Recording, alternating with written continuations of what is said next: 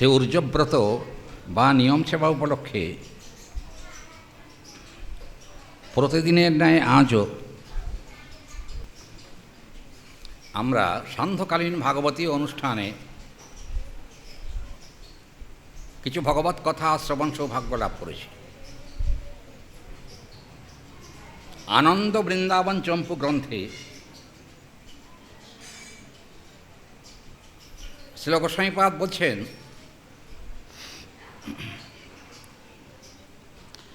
তাবৎ পদানি জায়ন্তে নির্দোষয়ানি পৃথক পৃথক যাবৎ শরণমামুচ্চ তেন গ্রথৎনৈব ন কবি। এখানে বলছেন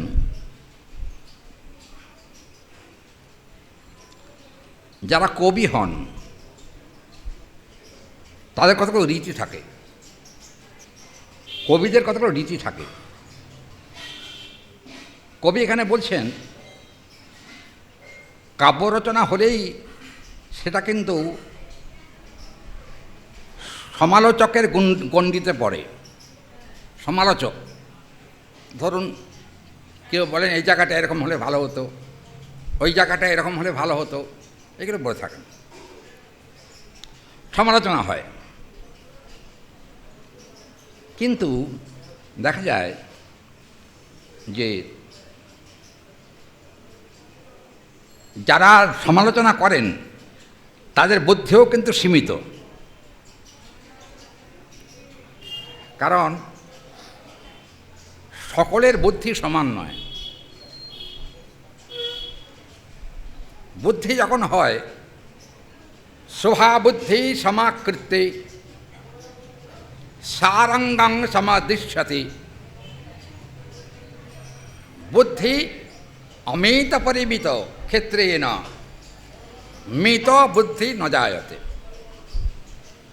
তার মানে একটা পরিমিত বুদ্ধি আর একটা অপরিমিত বুদ্ধি। অপরিমিত বুদ্ধি জগতে যাদের, তারা কিন্তু শুধু দোষ দেখেন। অপরিমিত বুদ্ধি যাদের, ভালোটাকেও খারাপ বলে। কি ডাক্তার এরকম না? ভালোটাকে খারাপ বলে না? হ্যাঁ, এখানে বলছেন অপরিমিত বুদ্ধি যাদের, তারা কিন্তু দোষ ছাড়া গুণ দেখেন না। কিন্তু কথাটা হলো এখানে আনন্দ বৃন্দাবন চম্পুতে কবি কর্ণপুর বলছেন যে ভাবনায়া সিদ্ধ দত্ত। দেখুন, নির্দোষমপি পৃথক পৃথক। একটা হলো দোষ ধরা, আর একটা হলো দোষের মধ্যে গুণ ধরা। দুটো দিক আছে। বৈষ্ণবের স্বভাব কি? বৈষ্ণবের স্বভাব হলো দোষ যদি কেউ করেও থাকে, মৃদু ভাষায় সেটাকে স্মরণ করিয়ে দিয়ে তার গুণটাকেই বেশি করে তুলে ধরা। এইটা কিন্তু বৈষ্ণবের স্বভাব। বৈষ্ণব যদি সারা জীবন ধরে দোষই দেখতে থাকে, তাহলে বাবা তিনি কখনো বৈষ্ণব হতে পারবেন না। এখানে কবি কর্ণপুর বলছেন যাবৎ সরসনামুচ্চা তেনা পৃথক নাতি ন কবি। সে প্রকৃত কবি নয়। কে কবি নয়? না যিনি গুণ জানেন না, কেবল দোষ জানেন। এখানে কিন্তু বলা হয়েছে নির্মলয়সী ভুবনতলম সততাম অণ্ডীনা পরমলেনা খলরসেনা সম্ময়ন্তী তদিহ ভীত ভগবৎ স্পর্শে। দেখবেন জগতে এক শ্রেণীর লোক আছে যারা সকলের স্পর্শ গ্রহণ করতে জানে না। স্পর্শের তারতম্য আছে। যেমন ধরুন, একটা হলো সকাম স্পর্শ, আর একটা হলো নিষ্কাম স্পর্শ। সকাম স্পর্শের বেশিরভাগ লোকই কিন্তু সকাম স্পর্শ, কিন্তু নিষ্কাম স্পর্শের সংখ্যা অত্যন্ত কম। আর যারা নিষ্কাম স্পর্শ যারা করেন তারা কিন্তু সাধু। এখানে বলছেন নিষ্কাম স্পর্শ যারা করেন তারা সাধু। আর সতত ক্ষিপ্তে না পরমা মলেন, আর ভবনতরম নির্মলসী। তার মানে হৃদয়টা আগে নির্মল করতে হয়। মহাপ্রভু শিক্ষাষ্টকের প্রথম থেকে বলছেন, সকলের জানা শ্লোক। শ্লোকটি কি? চেত দর্পণমার্জনং ভব মহাদবাগ্নি নির্বাপনম শ্রেয় কৈরবচন্দ্রিকা বিতরণং বিদ্যাবোধ জীবনম আনন্দাম্বতি বর্ধনং প্রতিপদং পরিণামৃতস্পাদনম সর্বাত্মস্তপনং পরং বিজয়তে শ্রীকৃষ্ণ সংকীর্তনম। এখানে বলছেন চিত্তদর্পণ মার্জন না হওয়া পর্যন্ত হরিভক্তি কখনো পুষ্ট হয় না। চিত্তদর্পণ মার্জন হওয়া চাই। এখানে কিন্তু বলছেন ব্যাপারটাকে আর একটু সহজ করে বলছেন নির্মলসী।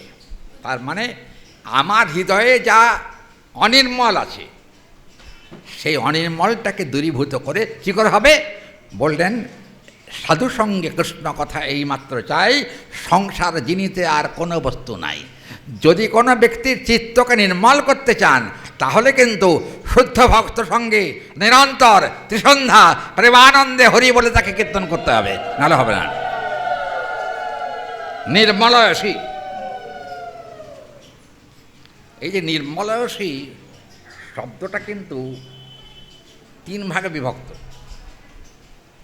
একটা হলো জ্ঞানের নির্মলতা, দুই হলো যোগের নির্মলতা, তিন হলো ভক্তির নির্মলতা।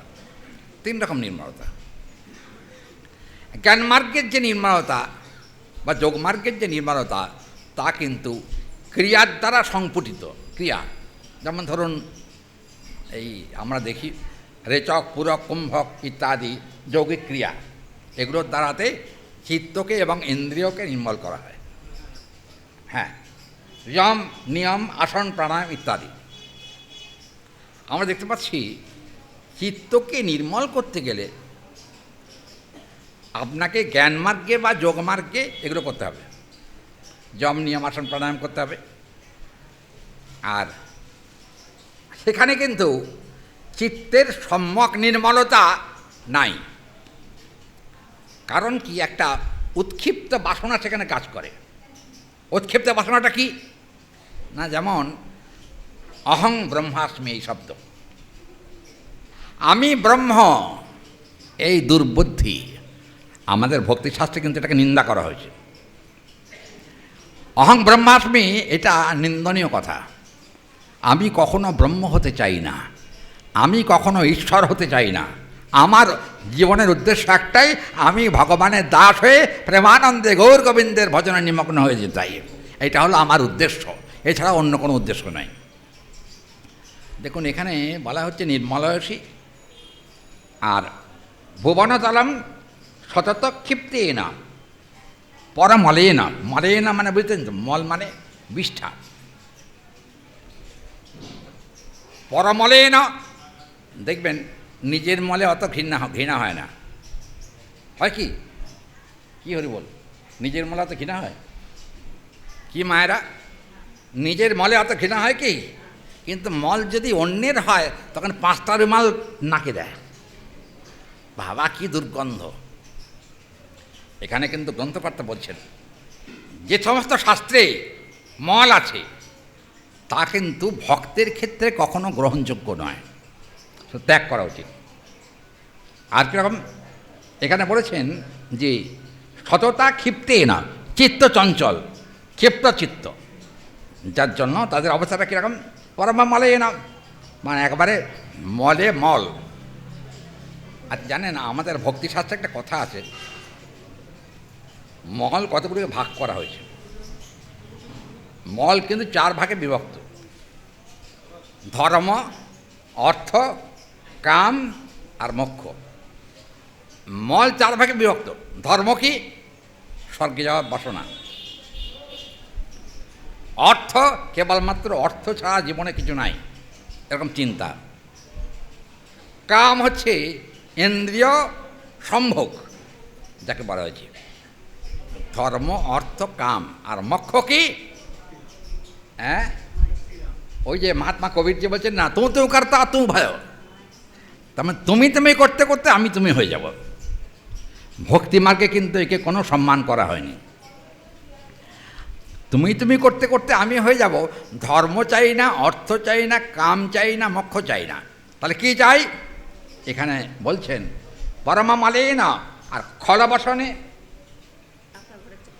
খল রসনে, একটা শব্দ চিন্তা করবেন, বৈষ্ণবদের কথা তো বুঝছেন না, রসনার মধ্যে দুটো খল আর অখল, দুটো রসনা আছে। রসনা মানে জিহ্বা। আমার অপরাধ নেবেন না, শাস্ত্রে বলছেন ওই কথাটাকে আপনাদের কাছে প্রকাশ করছি। বেশিরভাগ লোকেরই কিন্তু খল রসনা। খল রসনা কাকে বলে জানেন? যারা ছড়বেছাড় মিথ্যে কথা বলে, এক নম্বর। দুই হচ্ছে যারা কপটাচারী, তারা কিন্তু নিজেরা ভালো নয় আর কাউকে ভালো থাকতে দেয় না, এটা খল রসনা। আর ধরুন তাদের রসনা কখনো কৃষ্ণ কথা বলে না, আর তাদের কান কখনো কৃষ্ণ কথা শোনেও না, ওই জন্য খল রসনা বলা হচ্ছে।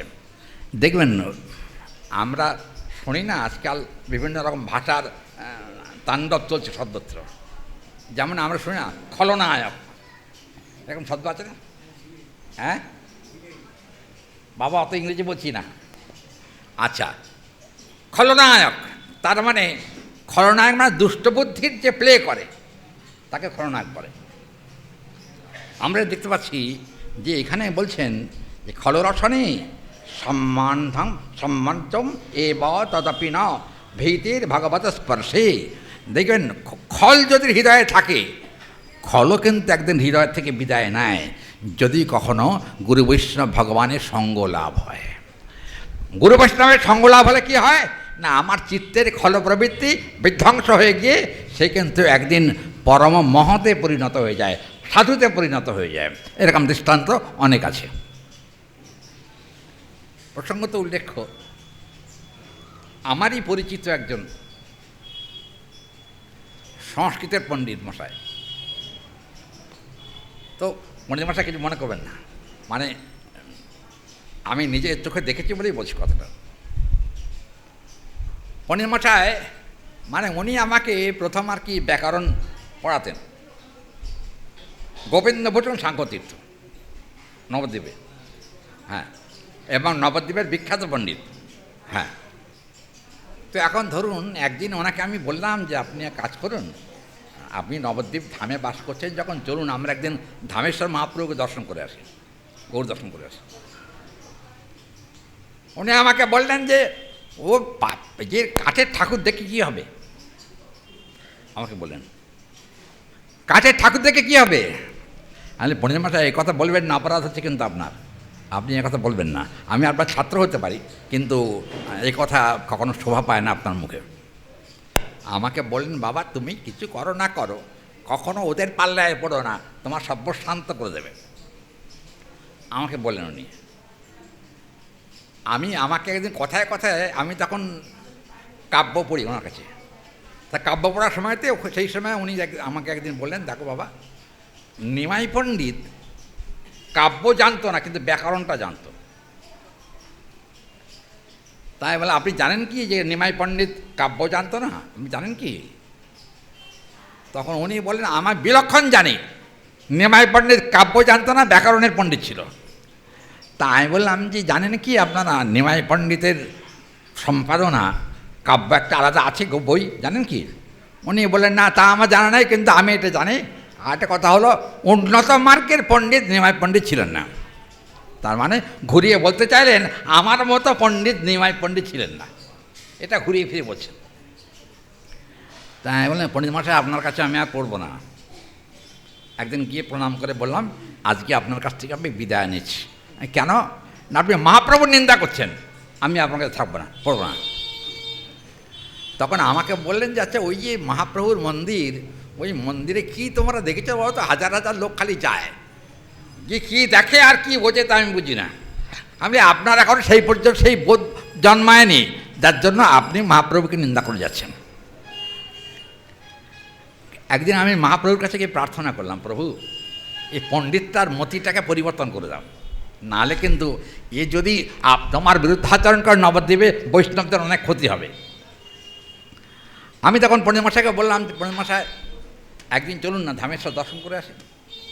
মহাপ্রভুকে যখন বললাম, বলে আসার এক সপ্তাহ পরে আমি ওনাকে বললাম চলুন একবার ধামেশ্বরকে দর্শন করি। ওনার কী মাথায় ভূত চেপেছে বুঝলেন, আমাকে বললেন যে বারবার তুমি ধামেশ্বর মহাপ্রভুর কথা বলো আমাকে, কিন্তু আজ পর্যন্ত নবদ্বীপে বাস করে বুড়ো হয়ে গেলাম, এখনও পর্যন্ত গৌর দর্শন করি নাই। আচ্ছা তুমি যখন বলছো তাহলে তোমার কথা অনুসারে চলো যাই একবার দেখে আসি। ওনাকে আমি নিয়ে গেলাম, এক বাক্স মিষ্টি নিয়ে ওনাকে নিয়ে গেলাম। নিয়ে গিয়ে আমি বললাম, যারা পূজারী ছিলেন তাদের বললাম এই মিষ্টিটা ভোগ দিয়ে পূর্ণিমাশাকে প্রসাদ খাওয়াবো। তা ভোগ টোক দেওয়া হলো। উনি গেলেন, গিয়ে কি দুঃখের কথা বলবো, পণ্ডিত মশাই নবদ্বীপের অত বড় নাম করা পণ্ডিত এরম করে প্রণাম করছে, বুঝলেন? এরম করে যখন প্রণাম করছেন পণ্ডিত মশাই, ওরকম প্রণাম নয়। আপনি কি পণ্ডিত হয়েছেন? আপনি পঞ্চাঙ্গ প্রণাম তো অন্তত ষষ্ঠাঙ্গ না করেন, পঞ্চাঙ্গ প্রণাম তো অন্তত করুন। যদি পঞ্চাঙ্গ প্রণাম করতে লজ্জা করতে শ্রীঅঙ্গ অন্তত করুন, এরম করে প্রণাম করুন। উনি বললেন আমার মাথার তো অনেক দাম, তাই বলছিলাম যে মাথাটা কি এত তাড়াতাড়ি নত করা যায়? তুমি কি বলো বাবা? আমি বলি আপনার মাথার দাম 1 পয়সাও দাম নাই ভক্তি রাজ্যে। তখন উনি বললেন যে বাবা আচ্ছা তুমি যখন বলছো তাহলে একটা, তবে নিমাই পণ্ডিত তো 500 বছর আগের কথা, বড় পণ্ডিত ছিল, বলছো যখন তাহলে একটা প্রণাম করি। মানে আমার অনুরোধে, ভক্তিতে নয়। উনি এরম করে এরকম করবো। আমি আচ্ছা পণ্ডিত মশাই কোন শাস্ত্রে এরকম প্রণাম করার বিধান আছে? কোথায় আছে আপনি দেখান। উনি বললেন কি যে আছে, বিধান আছে। মানে কী বিধান বলুন না? বলে এটা হলো আধুনিক বিধান। পণ্ডিত মশাই বলছেন এটা আধুনিক বিধান। আমি ভক্তি কখনো আধুনিক নয়, ভক্তি হলো প্রাচীন। ভক্তির প্রাচীনত্ব হলো সর্বশ্রেষ্ঠ। তার মতো প্রাচীন ভজন সাধন তপস্যা শাস্ত্র এই কিন্তু আর কেউ কোনো এত প্রাচীন আর কিছু নাই। উনি বলেন তোমার জ্বালায় মরলাম, এখানে এসেও জ্বালায় পড়েছি। হ্যাঁ, তো আমার যিনি পূজারী ছিলেন তাকে বললাম মহাপ্রভুটা প্রসাদী মালা পূর্ণিমাশাকে গলায় পরিয়ে দেন, যদি গৌর কৃপা হয়। আচ্ছা ঠিক আছে।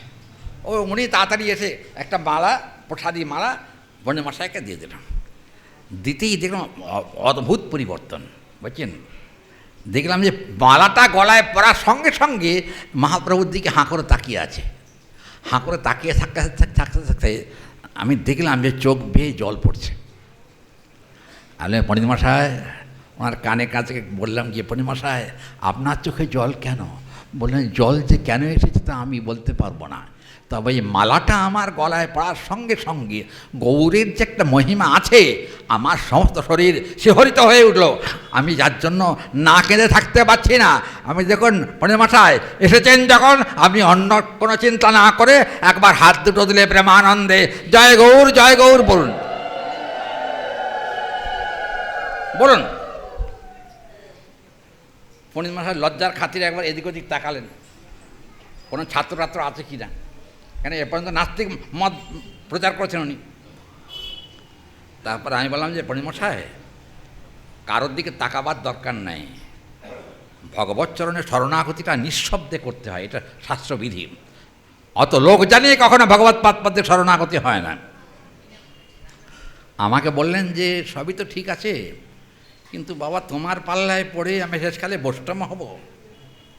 বৈষ্ণব বললেন না, বিকৃত কথা, বৈষ্ণব হব তোমার পাল্লায় পড়ে।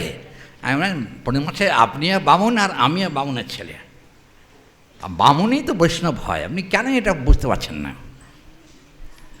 তখন উনি বললেন যে ব্রাহ্মণানাং সহস্রেব্য ছত্রজাতির বিশেষতে, ছত্রজাতি সহস্রেব্য সর্ববেদান্ত পারগ সর্ববেদান্তে বিদকট্যা।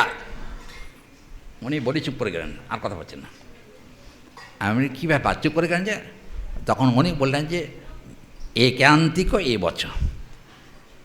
তখন আমি বললাম পণ্ডিত মশাই বাংলাটা একটু দয়া করে বলুন, অত আমি বুঝবো না, বাংলাটা বলুন। বলে 1000 ব্রাহ্মণের মধ্যে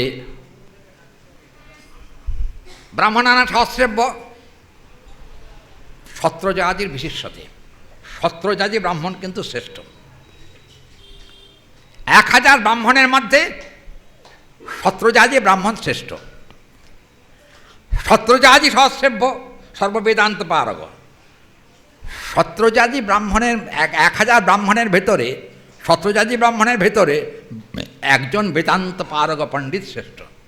আর বেদান্তবিদ কটিয়া 1 কোটি বেদান্তবিদ ব্রাহ্মণের মধ্যে একান্তিক এ বচ, যারা গৌর যাদের জীবনের সর্বস্ব, ভগবানের চরণে যারা আত্মনিবেদন করেছে, চোখের জলে নিরন্তর ভাসছে, প্রেমানন্দে হানিতাই হা গৌর বলছে, এইরকম ধরনের বৈষ্ণব হলো একান্তিক এ বচ।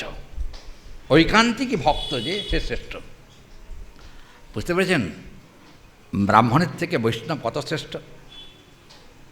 এটা বুঝতে হবে।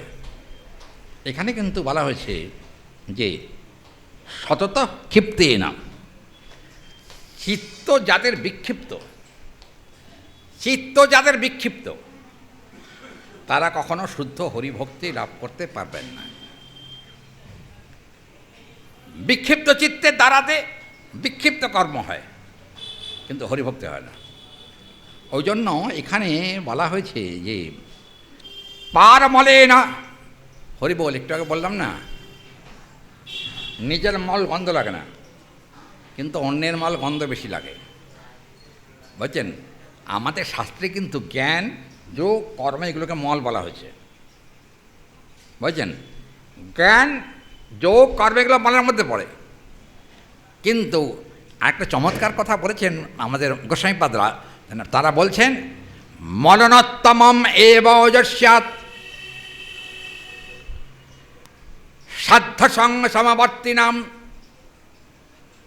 গোবিন্দ চরণ ভজনস্য প্রেম সম্বন্ধযুক্তকম। বলছেন যে মল থেকে উত্তীর্ণ হতে পারলে তবেই কিন্তু প্রেমরাজ্যের কিছু সন্ধান পাওয়া যায়। মল থেকে উত্তীর্ণ হতে হবে, তার মানে ধর্ম অর্থ কাম মোক্ষ থেকে অতীত হতে হবে, তবে কিন্তু পঞ্চম পুরুষার্থ কৃষ্ণ প্রেম পাওয়া যাবে। প্রসঙ্গত উল্লেখ্য একটা ছোট আপনাদের লীলা শুনিয়ে দিই, রাধারানীর লীলা। ব্যাপারটা কি জানেন না, শ্লোকটা একটু বলে নেই, বাংলাটা করে নেই, তারপর বলি। আচ্ছা, খলরসনে সংমার্জয়নী তদপি ভীতি ভাগবত স্পর্শে। সংমার্জনী কাকে বলে? সংমার্জনী হরি বল। হ্যাঁ, এই তো মায়েদের মনে পড়েছে, ঝাঁটা। ঝাঁটার কি, ঝাঁটার কাজ কি? পরিষ্কার করা। আর যখন পরিষ্কার করা হয় জায়গাটা পরিষ্কার হয়, কিন্তু ঝাঁটা নোংরা হয়। কথা ঠিক নাকি? কি মায়েরা ঝাঁটা নোংরা হয় না? ওই জন্য দেখবেন মায়েরা ঝাঁট দিতে দিতে মাঝে মাঝে এরকম ঝাড়া দেয়। ভুল করেছে কি? এখানে বলছেন কি জানেন, দেখুন এখানে সংমার্জনী তদপি চ। সংমার্জনী যেমন ঝাঁটা যেমন পরিষ্কার করে, সব কিছু ঝাঁট দিয়ে পরিষ্কার করে, কিন্তু নিজের শরীরে কিছু মল থাকেই, কিছু নোংরা থাকেই। সেই রকম যারা আর কি সাধু, তারা কিন্তু জগৎজীবের যত রকম নোংরা আছে সেগুলোকে ধুয়ে মুছে দেয়। কিন্তু মজার কথা হলো সাধুদের গায়েও কিন্তু কিছু নোংরা লেগে যায়। সাধুরাও আবার সেই নোংরাকে পরিষ্কার করার পদ্ধতি জানে। কি পদ্ধতি? এখানে বলছেন ভীতির বৎ সংস্পর্শে না গীয়তে শাস্ত্র সম্পাদন। তার মানে গুরু বৈষ্ণব এবং শাস্ত্র, শাস্ত্রকে অবলম্বন করে হরিনাম গ্রহণের দ্বারাতে জগৎ উদ্ধার করতে গিয়ে যে মল তার গায়ে লেগেছিল, সেই মলটাও কিন্তু হরিনাম করতে করতে সে মলটাও ধ্বংস হয়ে গেল, মল আর থাকলো না। তাহলে কি হবে এখন? এখানে কিন্তু বলেছেন সে কথা যে মললিপ্ত হতে পারে। সংবার্জনীর কাজ, ঝাঁটার কাজও ওইটা। ঝাঁট দেয়। অনেকে বলেন যে আমি এক নতুন ঝাঁটা কিনেছি, আমাকে এক ভক্ত একটা ঝাঁটা দিয়েছে, বুঝলেন, প্লাস্টিকের ঝাঁটা, প্লাস্টিকের। তো আমি বললাম, বাবা তুমি এই ঝাঁটা এনেছো কী করতে? বল ঝাঁটাই নতুন দেখলাম বেরিয়েছে, তাই আপনার জন্য একটা নিয়ে এসছি। তো এখন ঝাঁটা নিয়ে এসছেন, কী করি? তা আমি তখন বাথরুমে ঝাঁটাটা রেখে দিলাম। তা এখন ঝাঁটাটা এখনও আছে। আমাকে বলেন, বাবা আপনার ঘর ঝাঁট দেওয়া হবে বলে আমি এই ঝাঁটাটা এনেছিলাম, আপনি বাথরুমে রেখে দিলেন। বাথরুম তো জায়গা ভালো নয়, ওখানে নোংরা থাকে। মানে ঘরে কি নোংরা থাকে না? ঘরের পরিষ্কার করার জন্যই তুমি তো ঝাঁটা দিয়েছো। বলে, হ্যাঁ সেটা ঠিকই, কিন্তু একটা মানে বাথরুমের একটা গুণ কি জানো? মানে কি, যদি দেখবেন তেল টেল মেখে চান করার সময় জল ঢালতে হয়, জল ঢালার উদ্দেশ্যটা কি? মস্তক শান্ত করা, পণ্ডিত মশাই, মাথা ঠান্ডা করা, আর শরীরকেও শীতল করা, এটার জন্য প্রয়োজন আছে। বাথরুমে ঝাঁটা থাকে বটে, কিন্তু বাথরুমে ঝাঁটা থাকলেও ঝাঁটার যে কাজ সে কিন্তু বাথরুম করে, ঝাঁটা করে। কিন্তু একটা কথা হলো, বাথরুমে যেহেতু জল থাকে সেহেতু ঝাঁটা তাড়াতাড়ি পরিষ্কার হয়ে যায়। এখানে কিন্তু বলছেন, যার হৃদয়ে যত মলই থাকুক না কারণ, হরিকথার ঝাঁটা যদি হাতে থাকে, হরিকথার ঝাঁটা যদি হাতে থাকে, তাহলে কিন্তু সে নিশ্চিতভাবেই তার হৃদয়ের যত মল আছে, নোংরা আছে, সব পরিষ্কার হয়ে গিয়ে অন্তিমকালে প্রমাদ কি ভাব অনুগত বিবশত মলহি করত অভিমান প্রেম ধাম সব কহত হি বিগলিত আনন্দ প্রেম ময় কাম হরিনাম কহত হি মল সংস্থয়ে জয়তে নাম গুণ কীর্তন ভান।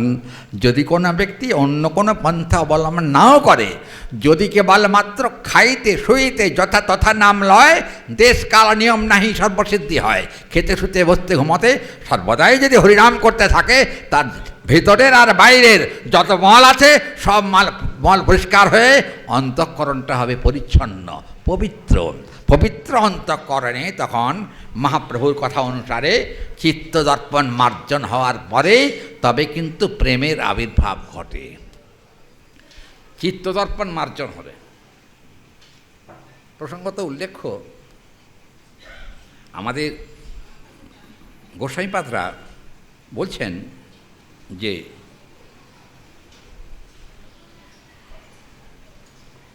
এক সময়ে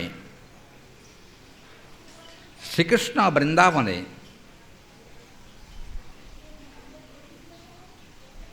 চারিদিকে অপূর্ব বৃন্দাবনের অভিব্যক্তি, মানে যেখানে শুধু শ্যামল। শ্যামল মানে এখানে আমরা বলতে পারি, বৃন্দাবনে আপনারা যারা গেছেন বন দর্শনে, বুঝলেন না, তারা জানেন বৃন্দাবনের বন কিন্তু এখনও আকর্ষণীয়। ব্রজের বন এখনও আকর্ষণীয়। একসময় রাধারানী বনে অবস্থান করছিলেন। অবস্থান করতে করতে গোবিন্দ রাধারানীকে খুঁজছেন, কোথায় আছে শ্রী রাধিকা।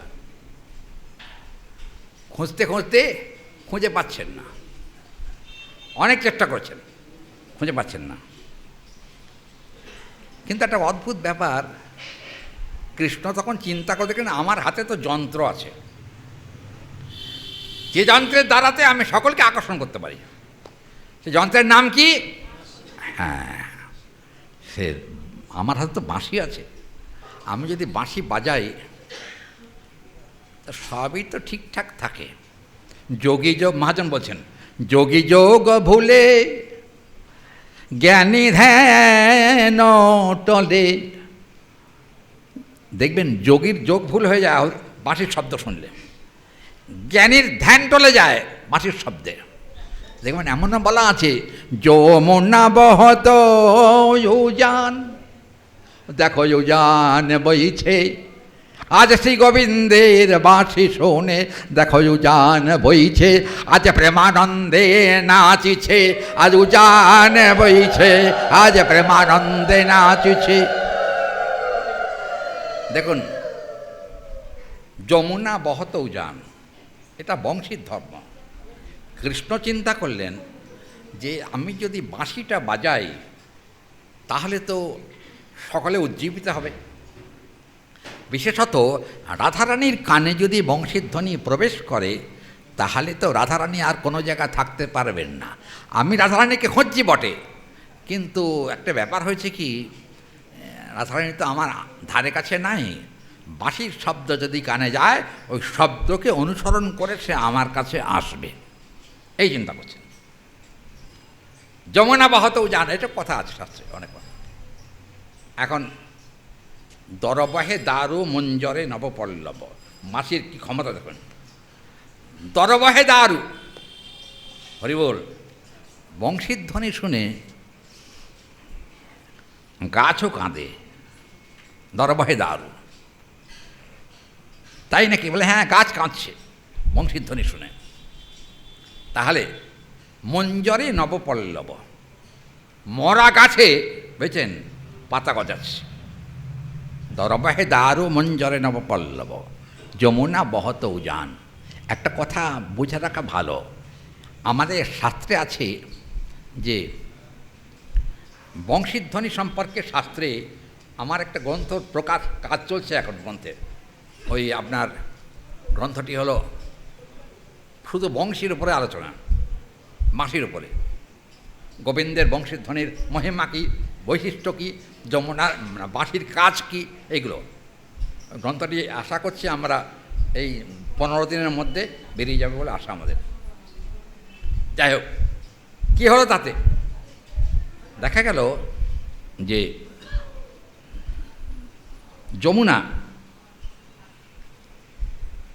বাঁশি বাজাচ্ছেন, কৃষ্ণ বাঁশি বাজাতে বাজাতে একটা বৃক্ষকে জিজ্ঞেস করছেন, বৃক্ষ বলো তো রাধারানী কোথায়? আমার মনে হয় আমার বংশীর ধ্বনি রাধারানীর কর্ণে এখনও প্রবেশ করে নাই, ওই জন্য রাধারানী আসছেন না, এই চিন্তা করছেন। তুমি এক কাজ করো, রাধারানীকে দর্শন করিয়ে আমার চিত্তটাকে শান্ত করে দাও, গোবিন্দ বলছেন। এখন বংশীর ধ্বনিতে রাধারানী আসেন যদি কানে শব্দটা পৌঁছায়। বেশ কিছুক্ষণ বংশী বাদন করার পরে রাধারানীর কর্ণে এই বংশীর ধ্বনি প্রবেশ করেছে। প্রবেশ করবার পর কি হয়েছে, রাধারানী তখন সখীগণের সঙ্গে ছিলেন। সখীগণের সঙ্গে থাকতে থাকতে দেখা গেল যে রাধারানী সখীদের বলছেন, দেখ গোবিন্দ আমাকে ডাকছেন, আমার সেখানে যাওয়া একান্ত প্রয়োজন, নাহলে কিন্তু গোবিন্দ অত্যন্ত বিহ্বল হয়ে পড়বেন। অতএব এক কাজ কর, কি করা যায় না, কৃষ্ণ যখন বংশীর ধ্বনি করে আমাকে ডাকছেন, কোথা থেকে বংশীর ধ্বনিটা আসছে সেটা আমার জানা দরকার। তোরা ভালো করে কান খাড়া করে শোন, কোন দিক থেকে বাঁশিটা আসছে। দেখলেন যে পূর্ব দিক থেকে, মানে যেখানে কাম্যবন আছে, কাম্যবনের ওখান থেকে বাঁশির শব্দ আসছে। শব্দ শুনতে পেয়ে একবার খুব আনন্দ, তখন সেই বনকে লক্ষ্য করে তাদের যাত্রা শুরু হলো। দেখুন এই প্রসঙ্গে মহাজন বলছেন, মৃত্যু হি বংশীধ্বনিষ্যাৎ সমাবেত কুরুনন্দনে রাধিকা সখীগণ সহিতম প্রেমাব্ধি পরমেশ্বরম গোবিন্দ রাধিকা করশয়তি তত্রম বংশীধ্বনি প্রপজ্যতে। এখন গোবিন্দের ইচ্ছা যত তাড়াতাড়ি হয় রাধারানী আমার কাছে আসুন, আকর্ষিত হয়ে বংশীধ্বনির আকর্ষণে। তিনি ওই চিন্তা করতে করতে রাধারানী সখীগণকে নিয়ে গোবিন্দ দর্শনের জন্য যাত্রা করছেন। বংশীধ্বনি কানে প্রবেশ করবার সঙ্গে সঙ্গে সখীদের দিকে তাকিয়ে রাধারানী বলছেন যে, বল না সখী, কৃষ্ণ কোথায়, কখন কোথায় গেলে কিভাবে তার দর্শন পাব? ব্যাকুলিত চিত্ত, ব্যাকুলিত অন্তর, সহ্য করতে পারছেন না সেই বংশীধ্বনি। আর কী করবেন? শেষ পর্যন্ত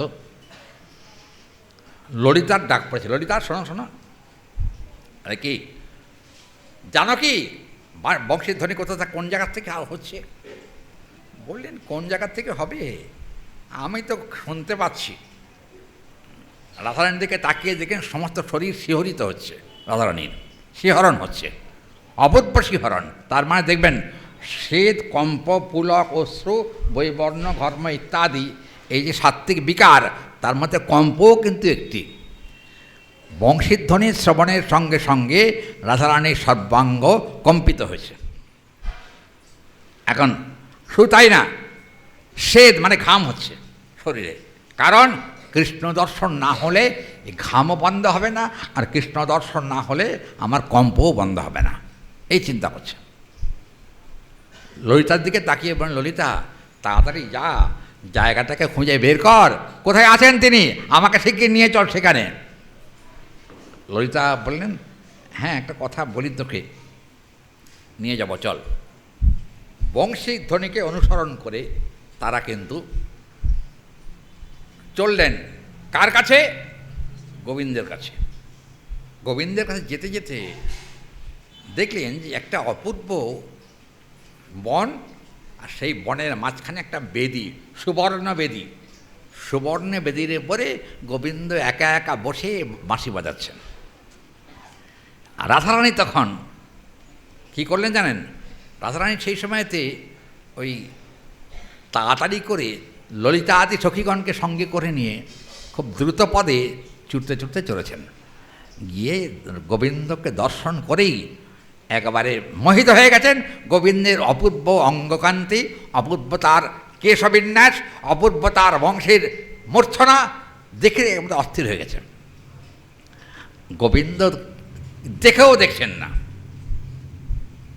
কি কথাটা বোঝা গেল? রাধারানী এসেছেন কিন্তু গোবিন্দ দেখেও দেখছেন না। ললিতা তখন গোবিন্দের দিকে তাকিয়ে বলছে, হে বংশীওয়ালা, একবার তাকিয়ে দেখো তোমার সামনে কে এসেছে। বংশীওয়ালা তো প্রেমানন্দে বিভোর হয়ে বাঁশি বাজিয়ে যাচ্ছে, চোখ খুলছে না, চোখ বন্ধ। তখন রাধারানী অত্যন্ত করুণ স্বরে গোবিন্দের দিকে তাকিয়ে বলেন, হে গোবিন্দ, আমি এসেছি, তুমি একবার কৃপা করে আমার দিকে শুভদৃষ্টি সম্পাদ করো, আমার দিকে তাকাও। কে শোনে কার কথা? বাঁশি বাজিয়ে চলছে। গোবিন্দ, রাধারানীর অন্তঃকরণ অস্থির হয়ে গেছে, গোবিন্দ কথা না বললে থাকতে পারছেন না। তখন সখীরা কী করলেন জানেন? গোবিন্দ যেখানে বসে বাঁশি বাজাচ্ছিলেন ওইখানে গোবিন্দের বাঁদিকে রাধারানীকে ধরে বসিয়ে দিয়েছে। বসিয়ে দেওয়ার পরে রাধারানীর সঙ্গে যখন গোবিন্দের অঙ্গস্পর্শ হয়েছে, অঙ্গস্পর্শ হবার সঙ্গে সঙ্গে গোবিন্দ শতকিত চিত্তে হঠাৎ তাকিয়ে দেখেন তার বাম দিকে বৃষভানু রাজনন্দিনী শ্রীমতী রাধিকা বসে আছেন। শুধু তাই নয়, বংশীধ্বনি শ্রবণ করে তার অঙ্গে সাত্ত্বিক বিকারসমূহ প্রকাশিত হয়েছে। দেখলেন, দেখে তখন বলছেন, কি ব্যাপার, তোমরা কখন এলে? আমি তো তোমাদের ডাকি নাই, তোমরা কখন এলে? রাধারানী চুপ করে আছেন, কথা বলছেন না। বিশাখা তখন গোবিন্দকে বলছে, ডেকে আনলে আবার বলে কখন এলে? তার মানেটা কি? ডেকেছ তো তুমি, তোমার ডাকি তো আমরা এসছি। বলে আমি তো ডাকিনি, আমি তো বাঁশি বাজিয়েছি। বলে বাঁশি বাজিয়েছ? বলে হ্যাঁ। বাঁশির দ্বারাই তো আমাদেরকে আকর্ষণ করে তোমার কাছে টেনে এনেছ, বুঝতে পারো নাই? তখন বললেন যে না, আমি তো তোমাদের ডাকি নাই, বাঁশি বাজাতে আমি ভালোবাসি, চিরকালই বংশীধ্বনি আমার প্রিয়, ওই জন্য আমি একটু বাঁশি বাজাচ্ছিলাম মনের সুখে, মনের আনন্দে। আর মনে মনে ভাবছিলাম বাঁশির শব্দে তোমাদেরকে কাছে টেনে আনা যায় কি না, এটা আমি চিন্তা করছিলাম। কিন্তু বুঝতে পেরেছি এখন বাঁশির দেখলাম ক্ষমতা আছে, কারণ বৃষভানুনন্দীকে এ পর্যন্ত তার গৃহ থেকে টেনে আমার কাছে নিয়ে এসছে, এটা কম ব্যাপার না। তখন সখীদের সঙ্গে গোবিন্দের কথা হচ্ছে। কি কথা? বিশ্ব বিধৌতমে বা অহং সৌন্দর্য শ্রেষ্ঠয়া। বললেন, জানো হে রাধিকে, জগতে যত জীব আছে তার মধ্যে আমি হলাম সব থেকে শ্রেষ্ঠ সুন্দর। কৃষ্ণ বলছেন, আমি হলাম সব থেকে শ্রেষ্ঠ সুন্দর। ললিতা তখন গোবিন্দের দিকে তাকিয়ে বললেন, গোবিন্দ একটা কথা বলি, বলে কি? আচ্ছা তোমার থেকে সুন্দর কি জগতে কেউ নাই? তখন বললেন আমার থেকে সুন্দর আর কে আছে, আমি তো সুন্দর। তাই নাকি? গোপবেশ বেণুকর, নবকিশোর নটবর, নরবপু তাহারও স্বরূপ। তাহলে দেখুন, ভগবান শরীরসজ্জাপূর্ণ হলেও তিনি কিন্তু নরবপু নিয়ে জগতে আসেন। তো এখন বললেন যে আমি সব থেকে শ্রেষ্ঠ সুন্দর। তখন ললিতা গোবিন্দের কানে কানে গিয়ে বলছেন, কৃষ্ণ, বলে কী ব্যাপার? আচ্ছা, তোমাকে দেখে সকলে পাগল হয়, তুমি কাকে দেখে পাগল হও? তখন বলেন, আমি তো কাউকে দেখে পাগল টাগল হই না বাবা, আমার মাথা ঠিকই আছে। বলে যদি ঠিকই থাকবে তাহলে রাধা বলে বাঁশি বাজাচ্ছিলে কেন? আর রাধা এই শব্দ উচ্চারণ করে বাঁশি বাজছিল কেন বলো? বললেন যে হ্যাঁ ঠিকই, আমি বাঁশি বাজাচ্ছিলাম ঠিক, তো রাধা টাধা রাধা টাধা বলি নাই। তাহলে কী বোঝেছ? বলে আমরা রাগের উপরে বাঁশি বাজাচ্ছিলাম। রাগ? কী রাগ? সকালবেলার প্রসঙ্গ এটা, সকালে কী রাগ বাজাচ্ছিলে? মানে আমি ভাইয়েরও বাজাচ্ছিলাম। ভাইয়েরও বাজাচ্ছিলে? বলে হ্যাঁ। রাধারানী তখন বলছেন যে ওকে জিজ্ঞেস করতো ভাইয়েরও রাগটা কার নাম করে বাজানো হচ্ছিল। ললিতা তখন জিজ্ঞেস করছেন কানে কানে, ভাইয়েরও রাগটা কি কার নামে বাজাচ্ছিলে? বলে বাজাচ্ছিলাম, মানে আমার একজন কাছের লোক আছে তো, ওই সেই তার নাম হলো রাধা, ওই তাই আর কি আমি একটুখানি তার নাম করেই বাঁশি বাজাচ্ছি। আর একটা কথা হলো, বাঁশি আমার কথা কখনো কখনো শোনে না, সে আমি চাই কি না চাই তা দেখে না, দেখ সে খালি বারবার রাধা রাধা রাধা রাধা বলতেই থাকে। তাই নাকি? বলে হ্যাঁ। আচ্ছা আচ্ছা, এই ডাকের সামর্থ্য কী? সামর্থ্য হলো একে অপরকে আকর্ষণ করে, এটাও সামর্থ্য। আচ্ছা, কথা হচ্ছে সেই ফাঁকে ললিতা কী করছেন জানেন? এই একজনের কাপড় আর একজনের কাপড়, দুজনের কাপড় একসঙ্গে নিয়ে কি দিয়েছেন? হরিবোল গিট দিয়েছেন। গোবিন্দও দেখেন নাই, রাধারানীও দেখেন নাই, বুঝেছেন? যখন গিট দিয়ে দিয়েছেন, গিট দিয়ে দেওয়ার পরে তখন বললেন যে দেখো, সখীরা বলছেন, শোনো কৃষ্ণ, তুমি তো সর্বান্তর্যামী, তুমি লোকের প্রত্যেকের অন্তরেই আছো, কে কোথায় কী করছে না করছে সব কথাই তুমি জানো। কিন্তু একটা কথা হলো যে রাধারানী এখন এখানে থাক, চলো ওই বৃক্ষের তলে তোমাকে নিয়ে যাই, রাধারানী পরে যাবেন। তখন বললেন যে রাধারানী পরে যাবেন কেন? গেলে আমরা একসঙ্গেই যাব। বলে না, হাতা হবে না, চলো চলো চলো। কৃষ্ণ বলেন, তোমরা বলছো যখন, তাহলে বৃক্ষের তলায় গিয়ে আমি ওখানে বাঁশি বাজাবো, রাধারানী যায় কিনা দেখবো। কী করলেন জানেন? সেই সময়তে যেই মাত্র গোবিন্দ উঠে যেতে গেছেন বৃক্ষতলে, তখন কি হচ্ছে? কি হলো? এই যে গিট বাঁধা ছিল, টান লেগে গেছে। টান লেগে যাওয়ার সঙ্গে সঙ্গে গোবিন্দ বললেন, কী রে, আমার কাপড়ের সঙ্গে রাধারানীর কাপড়ে টান লাগছে কেন? এই তো ব্যাপারটা বুঝতে পারছি না, কি হচ্ছে?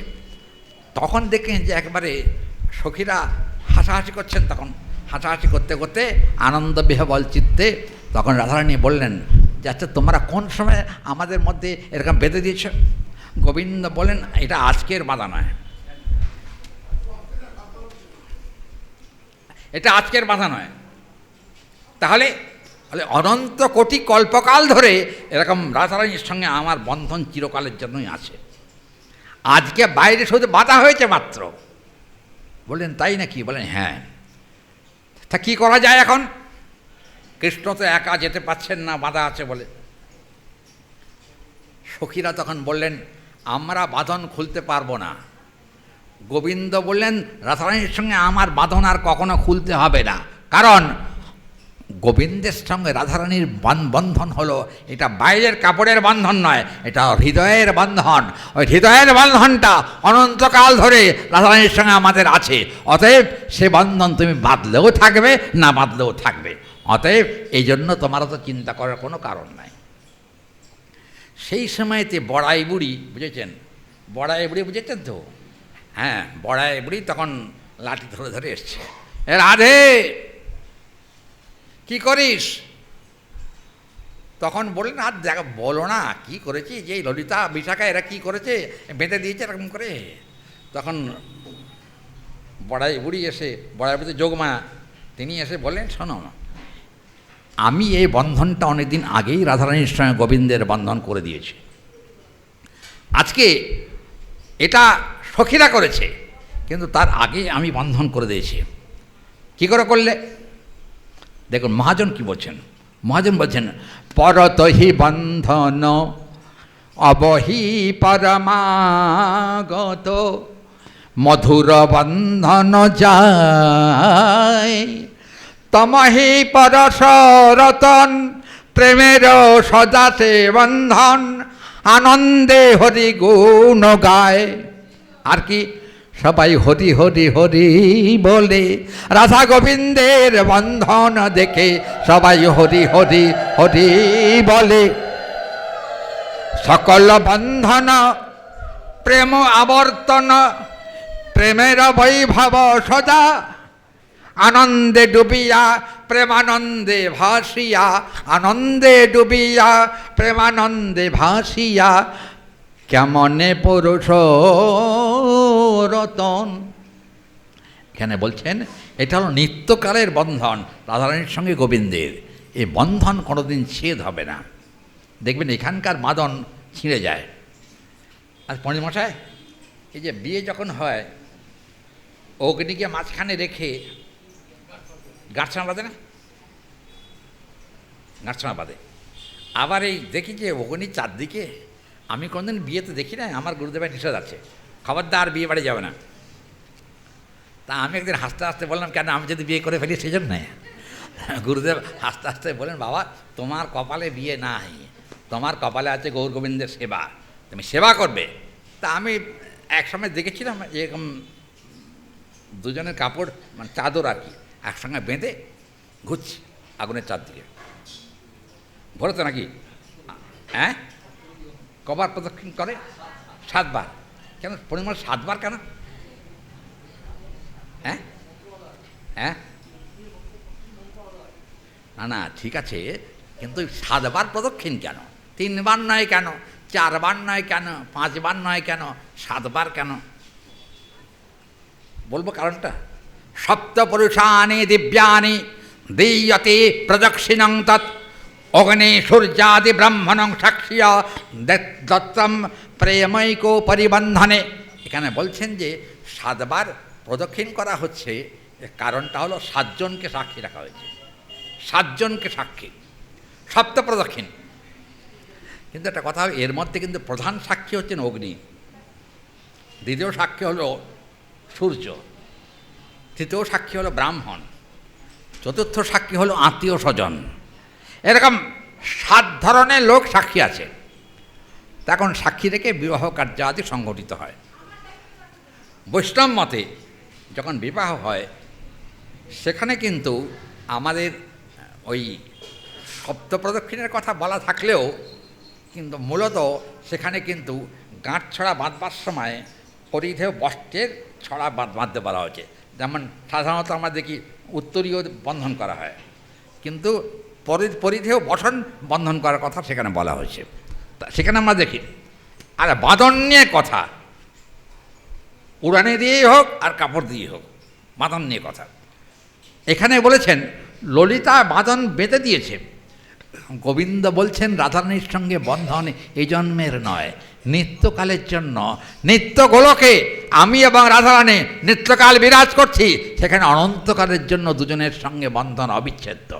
অতএব বন্ধন কখনো সেখান থেকে মোচন হয় না। এখানকার বন্ধন তো খুলে যায়, খুলে যায় না? কি হরি বল ভক্তগণ, এখানকার বন্ধন খোলে না? যেটা কথা কয় না, কারণ বাঁধন খোলে নাকি? কবে খোলে বলুন তো? হ্যাঁ, এ মা বলছেন যে 1 বছর পরে নাকি বাঁধন খোলে। হ্যাঁ, কথা কয় নাকি? কি হই হই করছে, কি বলে? 8 দিনে কেন? 8 দিনে কেন বাবা? তা জানেন না, বাঁধন তো 8 দিনে খুলে দিলেন, কিন্তু একেবারে খোলে কবে? হরি বল, বাঁধন কখনো থাকে না, একেবারে খোলে কবে? যেদিন দেহত্যাগ হয়ে যায় সেদিনে কিন্তু একেবারেই খুলে যায়। সেদিনে আর নতুন করে বন্ধনের কিছু থাকে না। শাস্ত্রে আছে, বৈষ্ণব মতে আছে বিবাহে, যে আগে শালগ্রামের সঙ্গে বিবাহ হয়, শালগ্রামের সঙ্গে বিবাহ হলে সেই বিবাহটা অবিচ্ছেদ্য বলা হয়েছে। তার মানে শাস্ত্রে বলা আছে শালগ্রামের সঙ্গে বিবাহ হলে তার প্রতিবিয়োগ হয় না। কথাটা বোঝা গেল? প্রতিবিয়োগ হয়? শালগ্রাম নারায়ণ কোনোদিন মরে? কি হরি বল? নারায়ণ কোনোদিন মরে না। কারণটা কি? নারায়ণ তো নিত্য শাশ্বত এবং সনাতন, অতএব তার কোনোদিন মৃত্যু নাই। ও কটা বাজে খেয়াল করি। হ্যাঁ, নিত্য শাশ্বত এবং সনাতন, নিত্য শাশ্বত এবং সনাতন। ভগবানের সঙ্গে ওই জন্য বিয়ে দিলে, বিয়েটা দিয়ে তারপর বিবাহের ব্যবস্থা করলে সেখানে কিন্তু বৈধব্য যন্ত্রণা থাকে না। বোঝা গেল কথাটা? এখানকার তো বিয়ে হলে আবার বৈধব্য হয় কখনো কখনো, কিন্তু ভগবানের সঙ্গে বিয়ে হলে কখনো বৈধব্যতা আসে না। ভগবানের সঙ্গে বিয়ে দিলে নিত্যকাল ভগবান থাকেন, সম্বন্ধটা আমাদের সঙ্গে নিত্যকাল থাকে। ওই জন্য আমাদের বৈষ্ণব শাস্ত্রে উল্লেখ আছে যে শালগ্রামের সঙ্গে আগে বিবাহ দিয়ে পরে কিন্তু ওই বৈবাহিক অনুষ্ঠানটা পরে হয়। ওই জন্য এখানে আমরা দেখতে পাচ্ছি যে গোবিন্দের সঙ্গে বাঁধন হয়েছে। বাঁধন হয়ে যাওয়ার পরে শেষে দেখা গেল যে দৃক্তা গমনা ভদ্রে সলক্ষন্তৌ সমাজিতম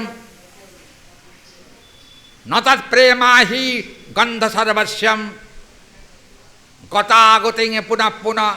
দেখবেন এই যে এখানকার যে বন্ধন হয়, বন্ধনটা কিন্তু গতাগতিটা বাড়িয়ে দেয়। কারণটা কি? আসক্তির জন্য। আসক্তি। দেখবেন মৃত্যুর সময় যদি কৃষ্ণ চিন্তা না করে যদি গিন্নির চিন্তা করে, বুঝলেন, হরি বল, মরার পরে কোথায় যাবেন? গীতা দেখুন, জং জং বাপি স্মরণ ভাবং তাচাতে অন্তে কলেবরম। মৃত্যুর সময় যে ধরনের ভাবনা করে মরবে তার গতিটা সেরকম হবে। মরণের সময় যদি গিন্নির চিন্তা করেন, অথবা গিন্নির যদি স্বামীর চিন্তা করেন, অথবা পিতামাতা যদি পুত্রের চিন্তা করেন, জানবেন বারবার কিন্তু গতাগতি চলতেই থাকবে।